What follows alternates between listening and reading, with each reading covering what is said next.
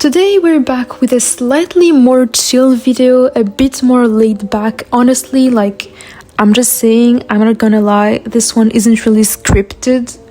So the idea today is that I wanted to look back at the best anime from the latest season, and I think I might make this a little habit, like each season going over the shows that I enjoyed the most, talking a bit about the ones that I didn't like either, the ones I dropped along the way, and yes, we'll figure all that out together. It's not gonna be in any particular order, but I'll try to save the ones that left the biggest impression on me for later. So first, let's start with the animes that I ended up finally dropping.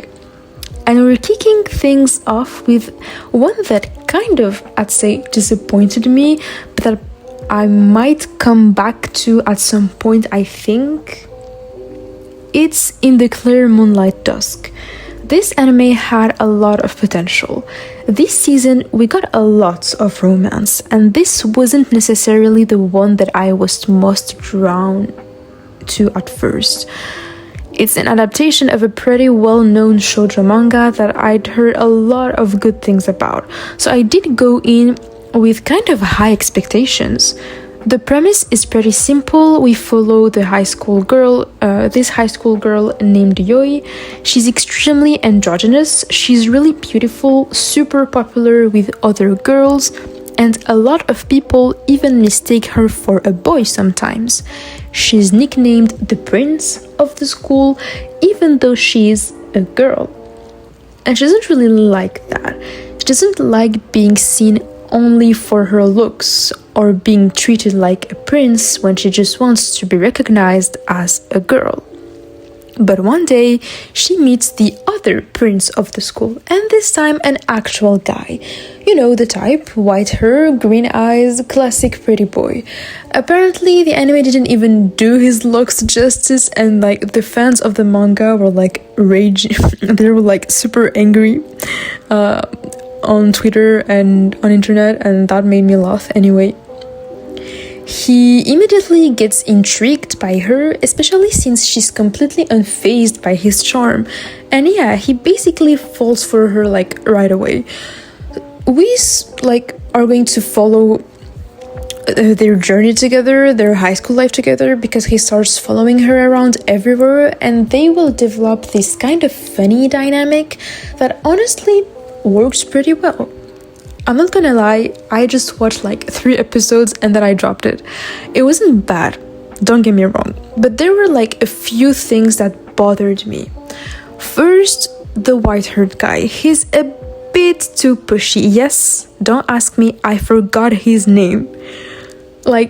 Yoi is clearly not interested, and at some point, maybe think about giving her some space.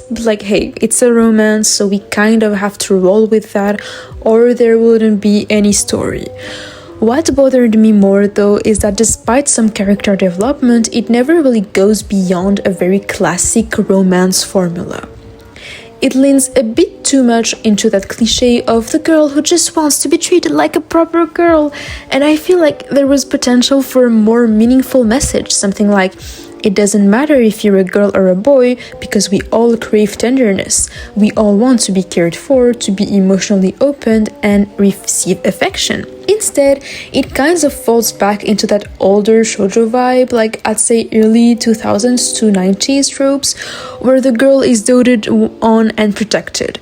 And there's nothing inherently wrong with that. It just felt a little bit, I'd say, forced here. And second, my problem is with the main character, Yoi. I found her kind of hard to deal with. I don't hate her or anything, but I really struggled to get really attached to her. And when you're watching a slice of life and a romance, I think that you kind of have to like the character if you want to be invested in their romance at least. I don't know, she felt very cold, very rigid, always setting boundaries, and while that's totally valid for her character, girl, do whatever you want, I personally have a hard time connecting with characters who keep others at such a distance. For me, most of the charm of the anime actually comes with her interaction with that white-haired dude. Because he, on the other hand, is genuinely fun to watch. I said earlier that he was a little bit too pushy, but at least he's entertaining. Like, at least he made me feel something. His lines are sometimes really unexpected. Like, this guy has absolutely no idea how to flirt, and I love this about him. Like, there's this one moment that genuinely made me laugh. He straight up tells her, "Oh, you're awakening urges in me." Like, who said that? It was hilarious. I love that. Overall, I'd say that it's a decent romance. Like, it doesn't really bring anything new to the table, and compared to some of the other romance anime that we got this season, there were just better options out there. So that's why I didn't stick with it. But I think that if I ever find myself with nothing to watch, I might give it another shot, because honestly, there is potential there. And if so many people praise the manga, there's probably a reason for it. But for the moment, it just wasn't for me. Let's move on to another anime, and I don't even remember the title. Like, it's ridiculously long. It's something that goes like, I'm a villainess, my fiance dumped me, the prince of a neighboring kingdom fell in love with me, and now he takes care of me. Like, it's a light novel. I watched one episode and I immediately realized that it wasn't going to be great. It's a very standard villainous setup, and I love that, but it doesn't bring anything new to the table. The characters are way too naive, they are way too childish, the pacing is weak, and I dropped it pretty quickly. It's a shame because I usually love this kind of setting. Aristocratic vibes, villainous tropes, all that stuff is totally my thing. But here, it just wasn't well executed. It falls into very flat, overused cliches, and overall, it's just really bland and forgettable. Okay, so now we're going to talk about all the anime that I probably pick back up, but it's just that I didn't really have the time for this season because I was more focused on other anime. Let's start with Champignon Witch. I think it's another shoujo. It's a really enchanting, very soft story about a young witch who's kind of ostracized by the town and the inhabitants. From what I understood, and if I remember correctly, she practices dark magic, or at least something that people see as unconventional and dangerous. Because of that, no one really approaches her, and also she has this power where mushrooms grow everywhere she goes, and this is so adorable, but she can't control this power. So every time she walks somewhere, mushrooms just start popping up behind her. The problem is that people think those mushrooms are poisonous, when in reality, she moves around so much because they actually purify the air. She's basically improving everyone's quality of life without them even realizing. But of course, they don't know that, so they just see her as something and someone who is dangerous, and they avoid her. So she's really lonely. From what I've seen, I only watched like the first episode. It looks like we're going to follow her daily life, and she's actually a really warm person. She's a bit shy, a bit introverted, but with genuinely good intentions. She spends her time making medicine that she secretly sells, helping the community with anyone without anyone knowing she's behind it. And honestly, that's so sweet. I love this type of characters. It's the kind who quietly sacrifice themselves for others, even if they never get a proper recognition. It's just overall really wholesome. The opening is amazing, the soundtrack is super soft and relaxing, and the character designs are really nice too. The only issues is, again, I only watched the first episode, and it wasn't quite enough to make me want to keep up with it weekly. So I kind of put it on the side. Will I pick it back up? Probably. I think there's a lot of potential, but it's not really a priority right now. That said, I definitely recommend if you're looking for something cozy and a bit witchy. It's cute with a strong and recognizable art style and direction. And apparently there's a bit of romance too, so honestly it has all the right ingredients. I'm just going to wait until I finally... oh my god, I'm sorry. I'm just going to wait until I finally continue the anime. Next up, it's an anime that I didn't finish, and I might be cooked for this. It's the second season of Frieren Beyond Journey's End. Yeah, I know, boo. It's basically a crime at this point to not be caught up to Frieren. Like, we're talking about fucking Frieren. Everyone's been talking about it this season. I kept seeing clips everywhere. It was a nightmare to try to avoid spoilers. I did watch the first 4 episodes though, which is already something since there are only 10. The thing is, again, I was too focused on other anime this season and I couldn't watch everything, of course, so I had to make choices. But Frieren is definitely one that I'm going to finish in the next few weeks, and I'm actually in the process of catching up. So far, I found this season a lot more chill than the previous one. It takes its time more, and I'm really glad it is going back to its roots. Less action and more of that contemplative, reflective tone. Because that's really what Frieren is. It's at its core. It's still an excellent anime. It's a great experience from what I watched so far. I really like also how the relationship between Stark and Fern is developing. I just love their romance. So yeah, there's a lot of potential and I already know it's going to be amazing, but just give me a little more time. Right, now we're getting into the anime that I actually watched from start to finish, or at least the ones that I'm mostly caught up on. Basically, I've seen enough episodes to give a proper and a well-formed opinion. Now we're getting to the real meat of the video. Let's start with the 3rd season of Oshinoko. This season made a lot of noise for reasons that I'm currently ignoring.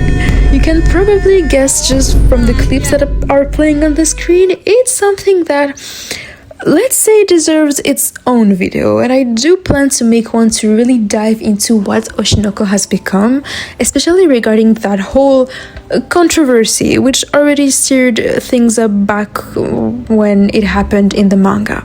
But for now, let's just talk about the season itself. Once again, it's still very solid. We're looking at a high-quality anime that continues to explore really interesting aspects of the Japanese entertainment industry. For example, this season tackled issues like sexual harassment toward cosplayers, especially women, and I thought that was generally one of the most relevant parts. It really highlights how cosplayers are constantly sexualized and how that image gets thrown back at them every time they make a public appearance. That was definitely, I think, one of the strongest points of this season. We also got some interesting elements regarding all the mystery surrounding Hikaru, the twins' father, and I do think it's a bit of a shame that the anime didn't dive deeper into that, but apparently it's coming in the next season, and honestly, I just can't wait because I think that his backstory with Ai is just the best part of the manga. That said, I do think this season is a bit weaker than the previous one. The last season was, I think, just the peak of Oshinoko with one of the best arcs in the manga, the stage arc. Here, the focus shifted more toward Ruby and a bit less on Aqua. And that's not a bad thing, because Ruby is, I think, a great character, if you just ignore what the fuck happened at the end of the season. She got some great development this season, especially toward the end, where we see her fall into this kind of despair, realizing that the world around her is built on lies. The passionate, driven Ruby we saw earlier starts to fade and disappear. And that was really compelling. Kana also had her moments, even though I'll be honest, I was never a fan of Kana. And I'll never be a fan of Kana. She's kind of annoying.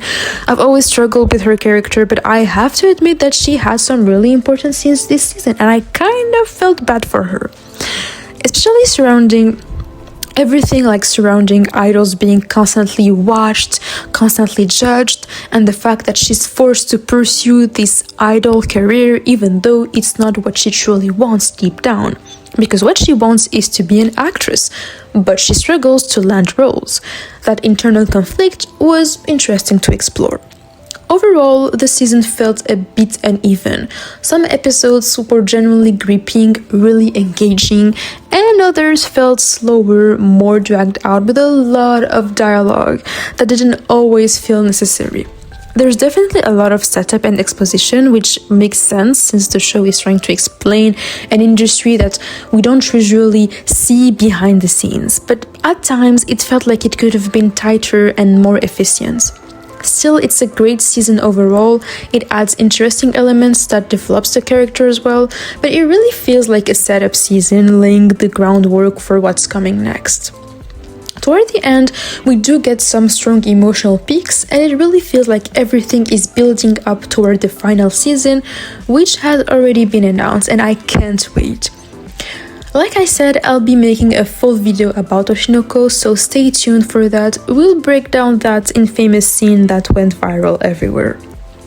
Next up, easily one of the best anime of the season, and I'm so excited to finally talk about Hell's Paradise. Yes, it's the second season of Hell's Paradise. I'm already like a big fan of the anime. I really loved the first season. The world, the characters, the world building, everything is so interesting. So for those who don't know the premise, it's about a group of criminals sentenced to death, but the shogun offers them a deal. They have to go to a deadly island where no one has ever returned alive and retrieve the elixir of immortality. Basically, since they're criminals, no one really cares if they die, but if they succeed, they'll be pardoned and freed from their death sentences. We follow Gabimaru, a ninja assassin, completely emotionless. He's nicknamed Gabimaru the Hollow. He's like a living weapon. He's been sentenced to death, but if every execution attempts fail, this guy just won't die. So eventually his case is handed over to Sagiri, an executioner from a clan specialized in killing criminals. She's super skilled, so much that she almost manages to execute him. But at the last second, Gabimaru realizes something. Gabimaru doesn't want to die. And the reason he survived all those executions is because deep down, his body is telling him that he has to go back to his wife. He's married, someone is waiting for him. And for reasons I won't spoil, they can't be together right now, but his entire drive is to return to her. And that's really the strength of this anime. Because behind all the fights and all the brutality, this is very much a battle shonen. People are throwing hands every episode.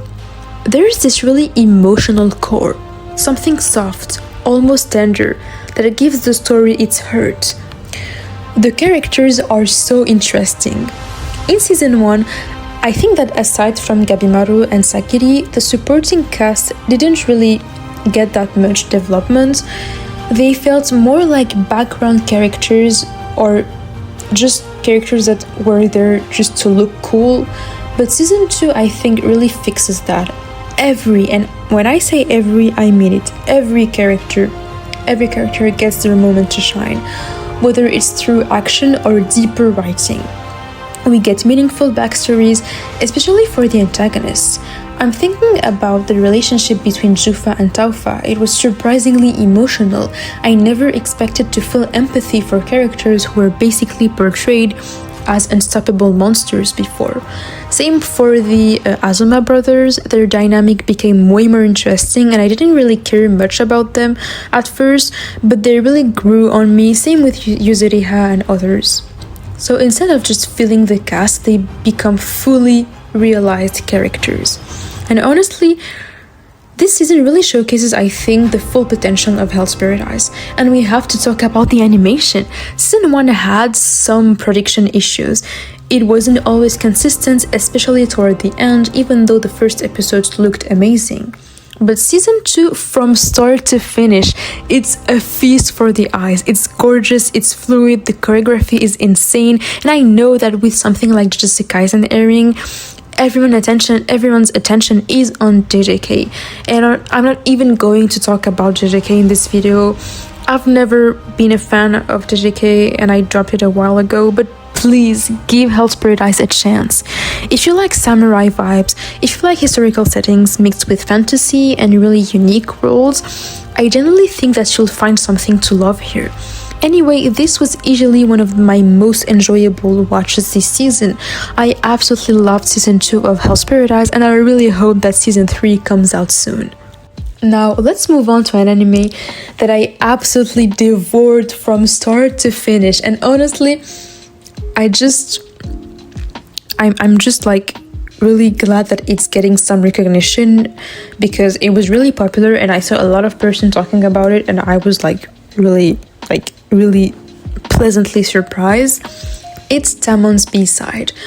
Once again, it's a shoujo adaptation, and seriously, shoujo fans have been eating good this season. Like, usually we kind of starved for good adaptations, but this time some of the best anime of the season are shoujo, no question, and that makes me really happy. The story follows a girl named Utage, and she's a huge fan of an idol group called I don't know how I'm supposed to pronounce this. And Utage is obsessed with this group. She's obsessed especially with one of the member, Tamon. She's completely head over heels for him. She has pictures of him everywhere on her home, I'm losing it. I think I think Utage just possessed me for a while. I'm sorry. Oh my god, this is, in those moments I just realize how I suck at speaking English. I need to practice. Oh my god, I'm sorry. So I was saying, she has pictures of him everywhere, on her walls, on her ceiling. This girl is unhinged, and honestly, I get it. She literally watched their performances in her room or even in the living room in front of her whole family. Like, she doesn't care, and honestly, respect. On top of her fangirl life, Utage is also someone who really likes helping others. She works part-time as a housekeeper, basically going to people's homes to help with chores, cooking, cleaning, and that kind of thing. And one day, her new client turns out to be Tamon himself. Except that, plot twist, he's nothing like his stage persona. In reality, Tamon is extremely shy, extremely anxious, and he's kind of a mess. The guy has dark circles, he looks completely drained, and is terrified of social interaction. He has zero self-confidence and literally sees himself as a human failure. So yeah, it's shocking for Utage, but instead of being disappointed, she decides to support him. And from there, we follow the development of their romance through all sorts of situations. We also get to know the other members of the group, and honestly, some of their personality switches are hilarious, and I'll let you discover this for yourself. But overall, Tamon's B-side is an excellent comedy. It's generally funny, super energetic, and it just has that spark that makes it really special. The jokes are creative, but what really makes the anime shine, I think, is the voice acting. Is incredible. We're used to high quality performances, sure, but here they really went above and beyond. Hayami, who voices Utage, genuinely delivers one of her best performances ever, and I'll say it, the characters are so lively and they are just so fun to watch. And for Utage, her reactions are so funny, and honestly, I don't think they would have hit the same way in the manga. This manga just depicts so well the idea of fangirling and being a fan of something. And even if I've never been a fan of like K-pop or J-pop groups, and I've never been a fan of like real persons, I kind of feel the same towards some fictional characters, and so I kind of get you, Utage, like, yes, we love them and we want to show to the world that we love them. So yeah, same for Tamon's voice actor. He absolutely nails it, especially during his panic attacks. It's just hilarious. This anime is just fun. It puts a huge smile on your face, and you can't help but enjoy all the ridiculous shenanigans and situations. But I could just stop right here, because even though I love this show, I don't really have anything special to add more than what I already said. So that the show is fun and that you'll have a great time, and it's just really funny overall. My problem now, and I want to address it now, is that I'm not a fan of the romance. So I'm going to say it, and I'm sorry, like, it's just my opinion once again. I don't like the romance between Tamon and Utage. To begin with, I'm not a big fan of the whole fan ex-idol dynamic. If you think about it, it's inherently unbalanced. The fan tends to see the idol as something above human, someone who probably saved them. And that creates a kind of parasocial relationship that can feel unhealthy. And I think that here it could have been handled better. I'm not saying that the relationship couldn't have grown into a romance and that it needs to be platonic. I just think that here it wasn't great at all. Utage does discover Tamon's real personality. She could have grown attached to him as a person rather than the image he projects on stage.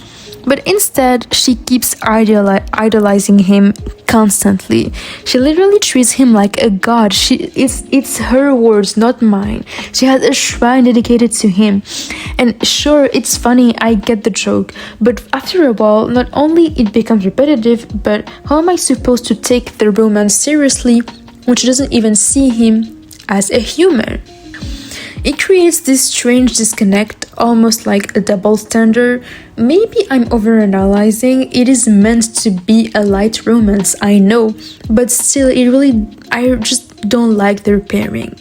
So, if you set the romance aside, the anime is still excellent and I highly recommend it.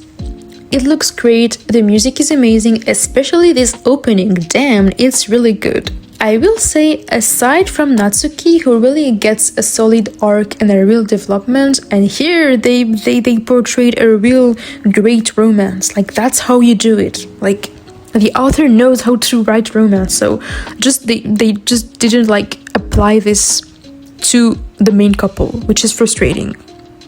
So aside from Natsuki, most of the cast stays a bit surface level.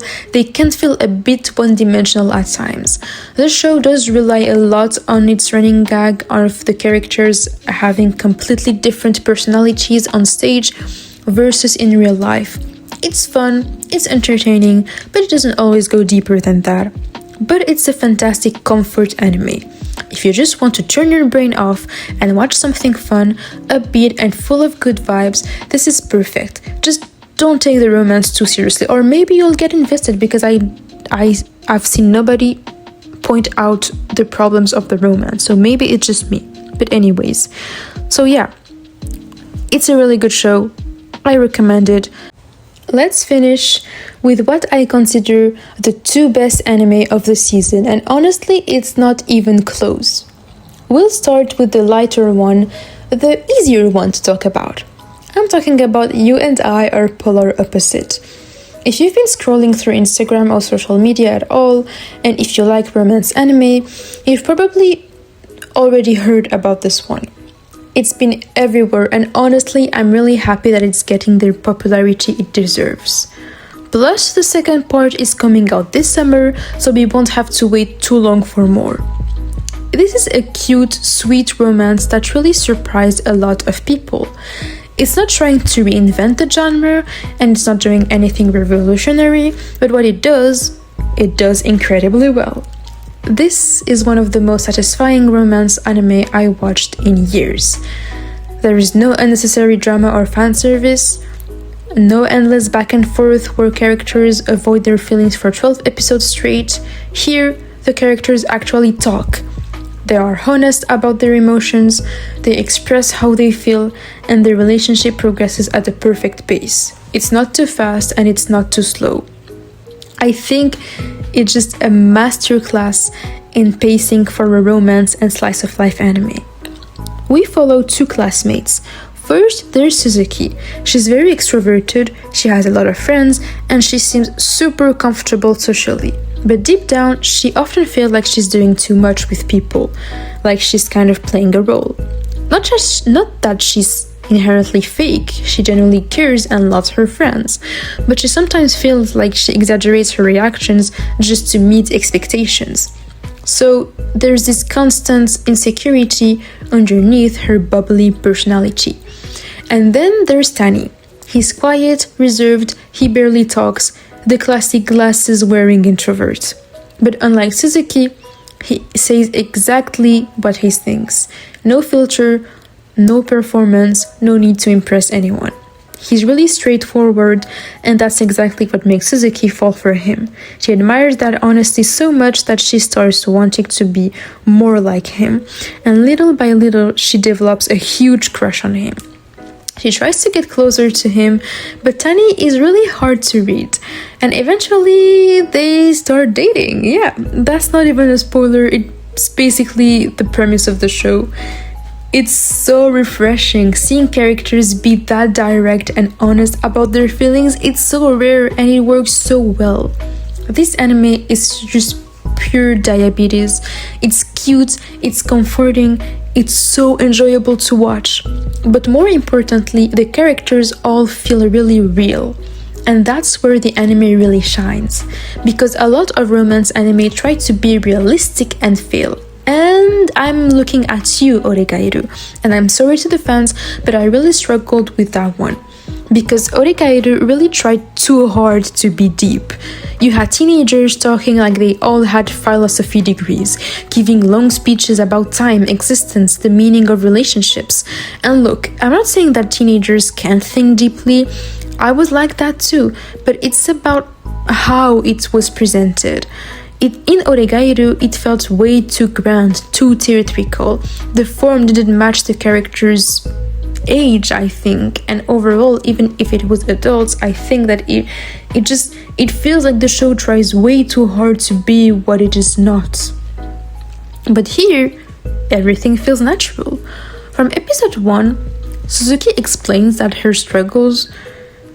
she struggles with social interactions in a simple and believable way. You understand immediately that her confidence is partly a facade, but also that she genuinely loves her friends. She's not fake, she's just human. And Tani, who might seem confident from the outside, also has doubts. He just expresses them differently. So you end up with a cast of characters who all feel grounded, relatable, and authentic. They talk like real teenagers, they act like real teenagers. They're not kids anymore, but they're not adults either. They're in that in-between stage, figuring things out, and the anime captures that perfectly.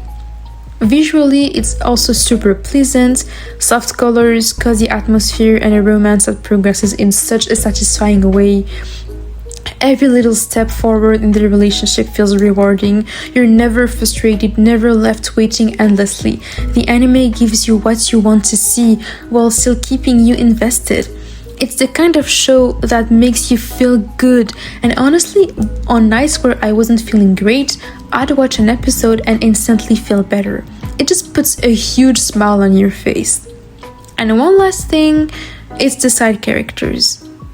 Because Suzuki and Tani are not the only characters. You've got multiple side relationships developing, each with their own dynamic. For example, the relationship between Nishi and Yamada is absolutely adorable. It offers a completely different take on romance with a different kind of chemistry. And honestly, I might even like them more than the main couple, because Suzuki and Tani are already together. So I want them to end up together and I'm more invested. There's also another side couple, though they're a bit less developed, they are still interesting in their own way. And I have to say that Suzuki really hit close to home for me.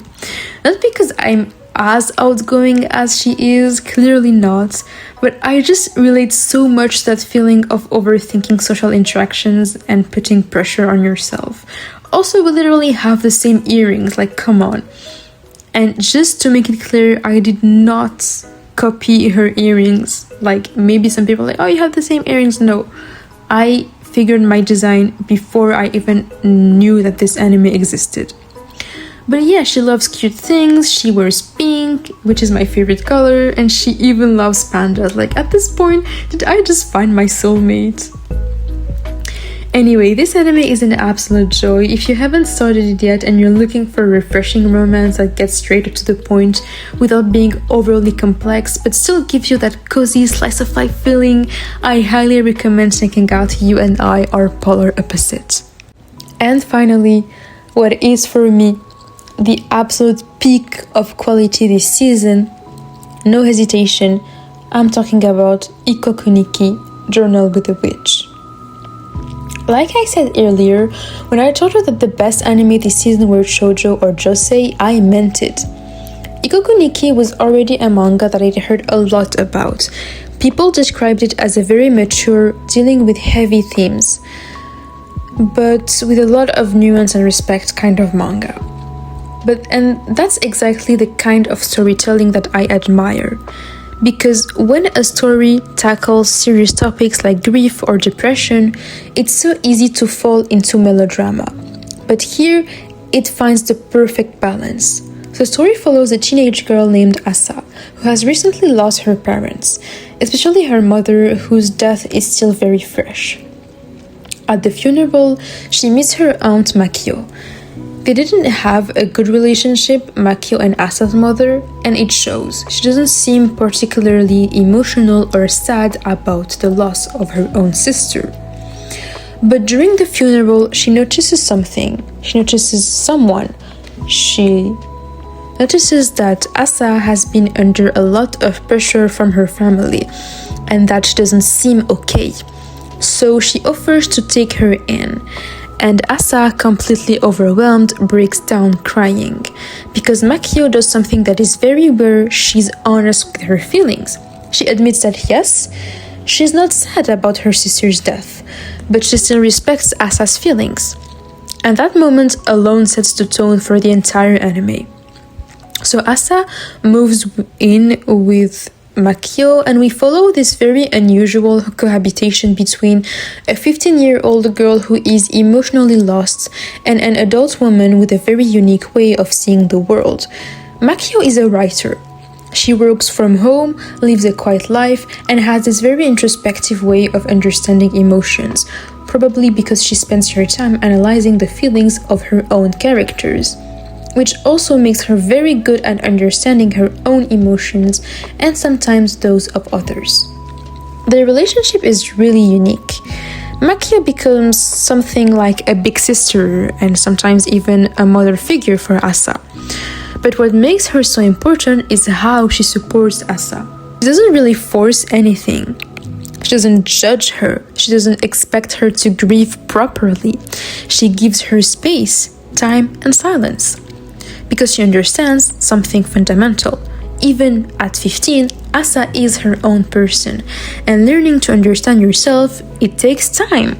And the way this anime portrays grief is so human and refreshing. Usually when a show wants to showcase that a character is grieving someone's death, it's going to just be really cliche, like, oh, I'm sad, I don't want to go outside anymore, and I'm crying all the time, and I lost like my taste in life. And I'm not saying that it's not realistic, I'm just saying that everyone have their own experience dealing with the loss of someone they loved. And I have to admit something, I'm not someone who cries easily when watching anime, and for years I barely cried at all, and yet this anime made me cry every single episode. Yes, every single one. I was deeply moved by every conversation between Asa and Makio, and I have to say that this anime just really writes dialogues really well. It helps you understand things about yourself that you couldn't even put into words. You know that feeling when you feel off, empty, and disconnected, but you don't really know why? You just keep going day after day, routine after routine, until one day everything overflows, like a glass slowly filling drop by drop. This anime captures what I just described really perfectly. It also portrays something very specific psychologically. It's something called depersonalization. It's the feeling where your brain kind of shuts down your emotions to protect you. But because it can selectively numb only the pain, it numbs everything, the sadness, but also the joy. And you end up in this strange state where you feel nothing. You're not happy, but you're not sad either. You're just there, existing like a ghost. And I think that Asa just embodies that feeling so well. I related to her more than I expected. There was a time in my life when I started, after graduating from high school, when I started college life, where I felt completely lost, like I wasn't even human anymore. Just a robot going through the motions. And seeing Asa go through that, it hit hard. She's one of the most relatable characters I've seen in a long time in anime. But again, the heart of the story is her relationship with Makio. Because Makio always respects Asa's feelings, and she never tries to fix Asa. She never says that this is how you should feel. She simply exists beside her. Then there's this one line that really stayed with me. At one point, Asa breaks down after a fight with her best friend, and Makio tells her, "Listen, Asa, we are two different persons. We are two independent people.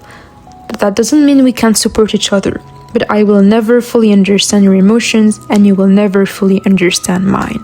All that I can do is try to put myself in your shoes." It's such a simple line, but it's so true. The worst thing you can do when someone is struggling is to try to fully understand them. Because you can't. You're not them. You don't have their life and their experiences. All you can do is listen, be there, and offer support. And honestly, it's more than enough. Sometimes people don't need solutions. They just need someone who won't judge them, and someone who stays by her side, by their sides. And that's what this anime teaches you.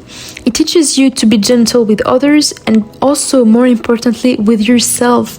Because we all have this idea in our heads of what grief or depression is supposed to look like. But in reality, it's different for everyone. Asa seems distant at first. She seems unaffected. And you might even wonder, does she really feel anything? But the truth is, it's much more complex than that. She's fighting her own loneliness in her own way. And that's why this anime feels so real. It doesn't exaggerate or dramatize anything. It takes its time to observe the feelings of the characters and lets you sit with their emotions. So it's not for everyone. It's really slow and very contemplative. You need to be in the right mindset to fully appreciate it, I think. But if you're looking for something that helps you understand your emotions and something that teaches you how to be kinder to yourself, I cannot recommend Ikokuniki, Journal with a Witch, enough. Well guys, thank you for staying to the end of the video. Like I said in the beginning of the video, I'm going to try to do this every season. So at the end of the spring season that is currently beginning, we're going to go through all the shows that are airing, and trust me, there are a lot of gems this season, so we'll see how it ends up going. Thank you once again. Don't forget to subscribe, yada yada yada, and see you next time.